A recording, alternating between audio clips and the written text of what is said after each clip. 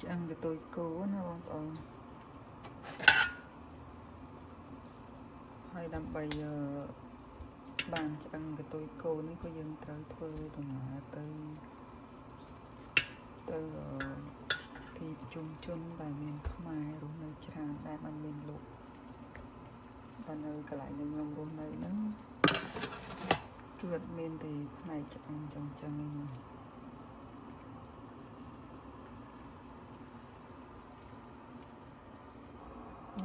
គ្រឿងទាំងអស់ហ្នឹងបានអានហើយតែបានថត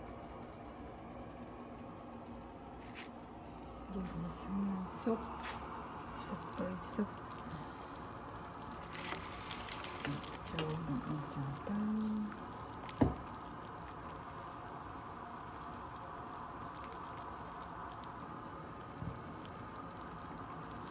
ខ្ញុំដាក់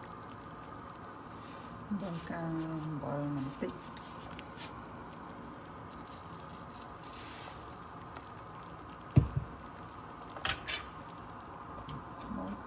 ឆ្អឹងយកតែម្ដង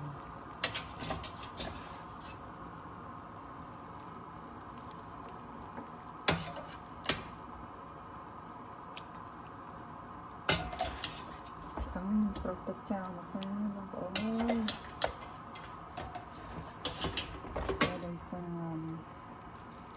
អត់សូវចេះថតវីដេអូអត់ចេះកាត់តអីអញ្ចឹង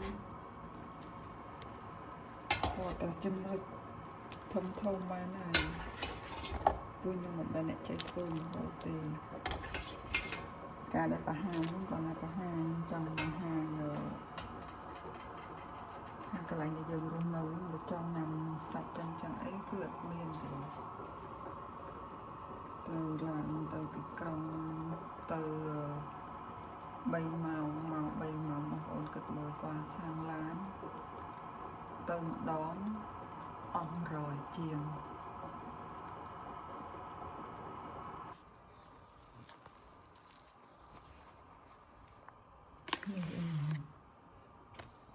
ជាថាលហុងនេះក៏ទិញមកពីតំបន់ខ្មែរនៅដែរខ្មែរនៅច្រើនហើយខ្ទឹមប្រាំងនេះអាំងរួចហើយតែអត់ទាន់បានដាក់មិញខ្ទឹមប្រាំងសាបូនៅផ្សាររបស់ជនជាតិគេហ្នឹងតែពីមុខនេះអានេះមានណាតែ$1.78គិតមួយហើយទិញមកពីនោះធូរជាងតែម្ដងតម្លៃម៉ានេះផ្លេចហើយលហុងនេះក៏ផ្លេចតម្លៃដែរតែសិតតែថ្លៃខ្លាំង